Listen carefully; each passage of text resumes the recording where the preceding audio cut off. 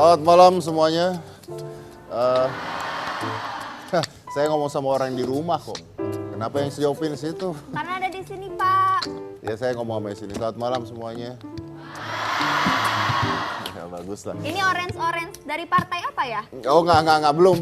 Partainya belum keluar, nanti baru keluar. Oke, saya mau bicara tentang fenomena yang luar biasa yang terjadi di tahun 2016. Jadi setelah fenomena sinetron tersanjung yang berapa puluh ribu episode itu, tahun 2016 ini di TV diwarnai lagi dengan sebuah fenomena persidangan Jessica Myrna. Jadi pada tahun 2016 itu dimulai dengan sebuah kasus yang sampai hari ini menurut saya masih belum selesai juga dan belum tuntas juga. Yaitu kasus kematian Myrna Salihin yang diduga dilakukan oleh Jessica Kumala Wongso.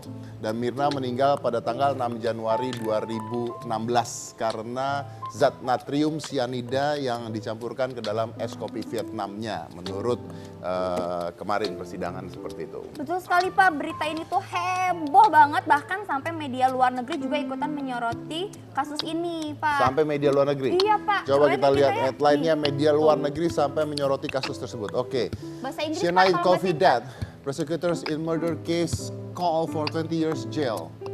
Jessica Wongso murder's trial. The evidence of cyanide Australian expert tells Indonesian court. Jadi kalau nggak salah nih ada juga dari luar juga yang mengatakan bahwa ini sebenarnya bukan cyanida kalau saya tidak salah ya. Cyanide coffee death, Jessica Wongso found guilty of Myrna Salihin's murder. Jadi ditentukan bersalah kemarin dan ini sampai ke berita-berita luar ya, luar biasa dan sampai detik ini juga menurut saya belum selesai kasusnya dan 20 tahun kalau tidak salah, 20 tahun. Indonesia's coffee killer under quote on quote trial, Jessica Wongso found guilty of murder. Jadi dinyatakan bersalah atas pembunuhan kasus kopi tersebut. Dan pada tanggal 27 Oktober yang lalu akhirnya hakim sudah mengetok palu dan menyatakan bahwa Jessica Kumala Wongso bersalah dan mendapatkan kurungan penjara selama 20 tahun. Iya, Pak. Ini, Pak, saya udah siapin momen saat ketok palu, Pak. Ada Lihat, ketok palunya? Nih, Pak. Oh iya. Mana? Kematian Wayan Myrna Salihin menyeret nama Jessica Kumala Wongso pada Januari 2016 lalu. Jessica dan Myrna adalah sahabat di tempat perkuliahannya di Australia. Kematian Myrna terbukti dalam persidangan akibat campuran es kopi Vietnam dan zat kimia natrium sianida yang diam-diam dimasukkan oleh Jessica. Karena hal itu, Jessica divonis akan mendekam di dalam jeruji penjara selama 20 tahun setelah melalui 33 rangkaian persidangan. Menjatuhkan pidana terhadap terdakwa tersebut dengan pidana penjara selama 20 tahun. Meskipun demikian, Jessica beserta tim pengacara akan mengajukan banding untuk memperjuangkan haknya. Oke, jadi keputusan hakim pada saat itu ada 20 tahun kurungan penjara. Iya, betul sekali, Pak. Nah, Pak, saya sudah kedatangan tamu yaitu kuasa hukumnya Jessica Kumala Wongso nih, Pak. Bapak Otto Hasibuan, Bapak. Kamu ngaco nanti. Kamu dari kemarin ngundang-ngundang tamu salah mulu. Ntar ngomong Pak Otto yang datang Farhad Abbas. Iya bener. Itu mah unsur kesengajaan, Pak. Maaf deh, Pak. Tapi yang ini mah beneran. Pak Otto asli, Pak. Sepatunya apa? Ya ampun, nanti kita lihat saja mereknya itu apa. Sepatunya bintik-bintik nggak? Tidak, Pak. Bintik-bintik emang kena cacar. Pak Farhad Abbas sepatunya bintik-bintik. Oh, bukan bintik-bintik, itu duri-duri, Pak. Oh iya betul. Jadi bukan Farhad. Bukan, ini original Bapak Otto. Pasti. Pasti. Kalau enggak saya nggak mau terima nih. Kita lihat ini ori apa KW ya, Pak ya. Coba kita undang. Kita undang ke dalam Bapak Otto Hasibuan. Iya. Selamat malam, Pak San. Ini yakin bukan Farhad Abbas pakai topeng? Tidak. Ini Bapak Otto Hasibuan. Iya, betul. Oh iya, betul. Silakan duduk. Mirip kan? Mirip. Oh, Pak, kalau itu kan yang nyentrik sepatunya. Ya. Kalau ini jaketnya ini kulit buaya ya. Buaya betina apa jantan ini, Pak? Emang dia tahu belinya di mana? Tahu aja ya. Oke. Pak, Oke. saya tinggal sebentar ya, Pak ya. Oh iya, biasa mau bicara dulu berdua dengan Pak Otto ya. Pak, bilangin sinetronnya kelarnya kapan? Tiap hari di TV. Pak, ya. Iya, siap. Otto apa kabar? Tepuk tangan dulu untuk Pak Otto Hasibuan. Baik. Bang Otto mungkin langsung aja ya, pada tanggal 27 Oktober kemarin itu akhirnya Jessica divonis 20 tahun penjara. Betul, ketuk palu oleh hakim. Nah, Betul. tapi saya juga mengikuti perjuangan Bapak untuk membela Jessica pada saat di persidangan itu, dan menarik, menurut saya menarik. Nah, dan akhirnya ketika diketuk palu itu ada, kalau tidak salah ada 7 wacana yang dibacakan oleh hakim. Nah, saya pingin bacakan sedikit pertimbangan hakim ini. Baik. Dan saya ingin Bang Otto untuk menjawab menurut Bang Otto seperti apa. Baik. Oke. Baik. Yang pertama, Jessica Wongso diketahui pernah menulis catatan kronologis pasca tewasnya Mirna. Itu menjadi salah satu yang dianggap sebagai sebuah bukan bukti tapi acuan lah. Ya, dia pakai sebagai petunjuk lah. Sebagai petunjuk, betul. Jadi menulis catatan kronologis pasca tewasnya Mirna, itu satu. Yang kedua, Jessica Wongso disebut menyimpan rasa sakit hati dengan Mirna. Penyebabnya Mirna pernah menasihati agar Jessica putus dengan pacarnya yang bernama Patrick O'Connor. Betul. Itu yang kedua. Yang kedua. Yang ketiga, berdasarkan keterangan para saksi, Jessica menurut majelis hakim sudah mengalami depresi pada tahun 2015 November. Jessica berulang kali mengancam dan mencoba bunuh diri, termasuk dengan menggunakan gas CO2. Itu yang ketiga, kalau nggak salah. Unsur barang siapa terpenuhi karena majelis menyatakan Jessica iri hati dengan kebahagiaan Mirna yang berkeluarga dengan Arif. Jessica juga dianggap hakim dendam dengan Mirna karena pernah disakiti. Fakta di atas diperkuat ahli psikiatri, berarti psikiater ya, yang menyatakan terdakwa berpotensi menyakiti orang lain. Ini menurut ahli kejiwaan. Betul. Ahli kejiwaan. Oke. Majelis hakim meyakini Jessica menaruh, nah ini saya agak bingung. Majelis hakim meyakini bahwa Jessica menaruh racun di gelas Vietnamese Ice Coffee yang disajikan untuk Mirna. Hakim menyebut hanya Jessica yang menguasai gelas es kopi yang dipesannya khusus buat Mirna di Cafe Oliver. Oke. Hakim menilai tangisan Jessica tidak tulus dan hanya bersandiwara. Oke.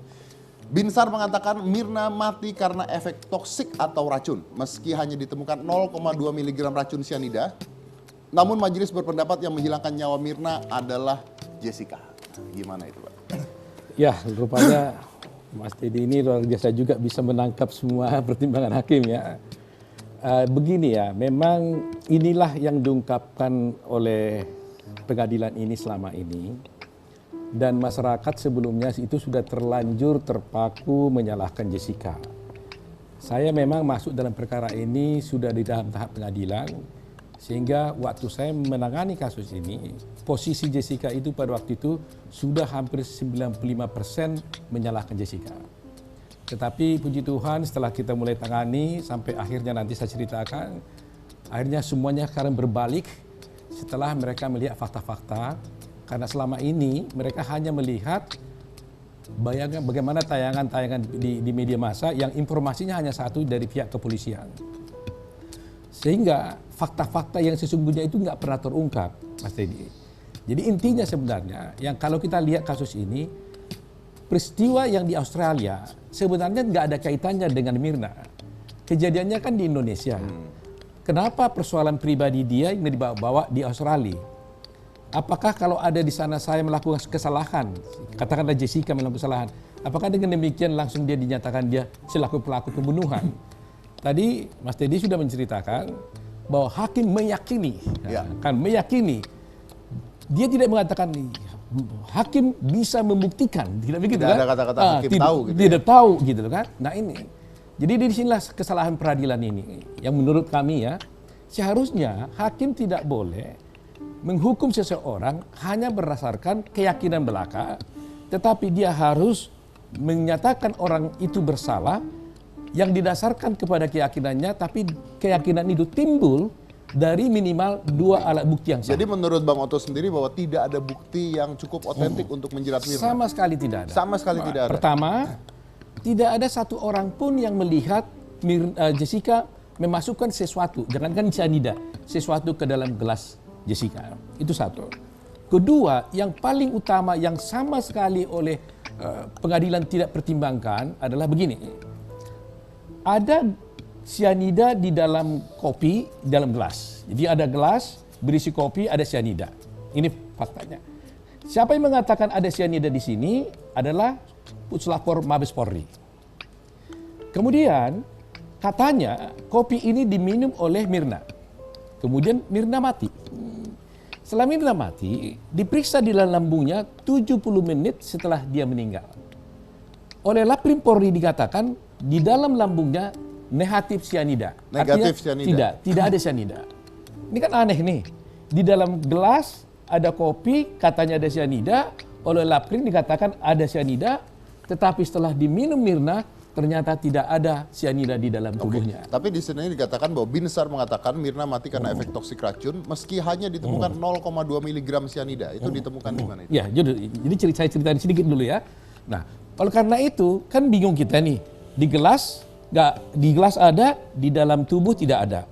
Nah, lantas kita tanya pada ahli waktu itu Mr. Byron sama Mr. Robertson dari Australia, kenapa ini bisa terjadi? Dia jawab begini, hanya satu kemungkinannya, bahwa sianida itu dimasukkan ke dalam kopi itu adalah setelah Mirna mati. Sebab kalau waktu kopi itu berisi sianida diminum Mirna, pasti di dalam tubuhnya Mirna ada sianida dong. Jadi kalau umpamanya kopi saya minum, ya kan, kalau saya minum kopi ini pasti di dalam perut saya ada sianida. Kenapa waktu Mirna meminum kopi yang ada sianida di dalam perutnya tidak ada? Jadi ahli mengatakan karena ini hasil lab krim saya tidak bantah, di sini juga yang di tubuhnya tidak ada sianida, ada hasil lab krim tidak bisa saya bantah, maka kemungkinannya itu terjadi karena setelah Mirna mati baru masuk sianida. Artinya kalau menurut cerita dari Bang Otto, artinya ada pihak yang mencoba untuk menyudutkan Jessica. Ya, demikian keterangan ahlinya. Nah, kemudian yang 0,2 tadi kenapa muncul? Setelah 3 hari kemudian, setelah Mirna itu di rumah duka, datanglah Krishnamurti. Dikatakan kepada bapaknya Mirna Salihin, Edi katanya, itu anakmu itu adalah mati karena tidak wajar. Kabarnya begitu katanya. Oleh karena itu kamu harus otopsi. Karena kalau tidak otopsi, no crime. Pendek cerita, akhirnya mereka bawa mayatnya itu untuk diotopsi. Ternyata tidak diotopsi, hanya diambil sampel dari perutnya. Hasilnya ditemukanlah 0,2 sianida di dalam lambungnya ini. Di dalam lambungnya Mirna. Setelah 3 hari kemudian dan setelah itu diformalin. Nah, jadi pada saat awal tidak ada? Tidak ada. Nah, oleh ahli dikatakan karena itu ditemukan 3 hari kemudian, padahal pada hari pertama itu 7 menit setelah dia meninggal negatif, maka dibilang yang 0,2 ini yang 3 hari kemudian, enggak, dibilang itu pasti tidak masuk dari mulutnya Mirna waktu itu. Sebab kalau itu diminum Mirna pada waktu itu pasti hasilnya bukan negatif sianida tapi pasti positif. Jadi dari mana 0,2 ini? Ahli mengatakan itu adalah pasca kematian. Rupanya kalau orang mati selalu ada keluar sianida dari tubuhnya orang. Baik itu karena pembusukan, baik karena formalin, baik juga natural cyanide. Natural cyanide itu sianida alami yang ada dalam tubuh kita. Jadi dikatakan, jadi 0,2 ini adalah bukan berasal dari minuman kopi, karena kalau itu dari minuman kopi pasti sudah negatif. Sudah ada. Ternyata kan nggak positif. Nah ini 0,2. Nah inilah yang didakwakan jaksa di dalam perkara Jessica. Tetapi yang ini namanya dikenal dengan BB4 ya, bukti nomor 4 ini sama sekali tidak disinggung-singgung oleh jaksa, tidak disinggung-singgung oleh hakim. Nah ini disinggung dengan 0,2. Nah disinilah istilah kami sedikit komplain kenapa hakim tidak mempertimbangkan bukti BB4 di mana sebenarnya 70 menit setelah Mirna meninggal itu hasilnya negatif. Artinya bisa saya simpulkan bahwa Bang Otto sendiri meyakini bahwa bukan Jessica yang melakukan, tapi itu dilakukan oleh orang lain. Bukan. Saya menyimpulkan tidak ada pembunuhan dengan sianida. Tidak ada pembunuhan dengan sianida. Karena dia bukan mati karena sianida. Karena dia bukan mati oleh sianida. Karena kalau dia mati dengan sianida, pasti di dalam tubuhnya ada sianida. Karena tidak ada bukti tersebut. Tidak ada. Nah, itu pertama. Kedua, tidak ada juga yang melihat bahwa Jessica memasukkan sesuatu ke dalam gelas itu. Ya kan? Nah, apa akhirnya kesimpulan hakim? Hakim mengatakan Mirna ini mati karena ada sianida di dalam gelas dan dibunuh Mirna. Padahal di dalam tubuh tidak ada. Ini yang kami katakan, kami ini meriset hakimnya tidak komprehensif. Mau 1 ton, mau 5 kilogram, mau 5 gram sianida di dalam kopi, itu nggak ada urusannya dengan tubuh Mirna. Itu berurusan kalau sianida itu masuk ke dalam tubuhnya Mirna. Tapi kalau berapa banyak pun cyanida itu di kopi, kalau itu tidak masuk dalam di dalam tubuhnya Mirna, itu tidak mungkin dia mati gitu loh. Nah, itu poinnya gitu loh. Nah, jadi hakim mengatakan Mirna mati gara-gara ada di gelas. Loh, kenapa ada di gelas? Maksud Anda tidak ada hubungannya antara cyanida yang ada di gelas dengan kematian dari Mirna tersebut. Betul. Ya? Nah, ini menjadi persoalan utama. Oke, gitu. jadi bisa saja cyanida itu dimasukkan oleh orang lain Kemudian, atau ada sesuatu yang memasukkan ke sana begitu ya. Oke. Nah, dengan ini semua saya yakin bahwa Bang Otto tidak puas dengan keputusan hakim pastinya kan? Oh iya, kita sangat tidak puas. Kalaulah umpamanya hakim tadinya mengatakan, oh BB4 ini kami tidak pertimbang karena ini masih masuk akal. Ini sama sekali nggak ditanggapi, disebut pun tidak, dibacakan pun tidak, diabaikan, di-ignore gitu loh. Nah, inilah yang mengakibatkan masyarakat menjadi tidak puas karena masyarakat kan nonton semuanya.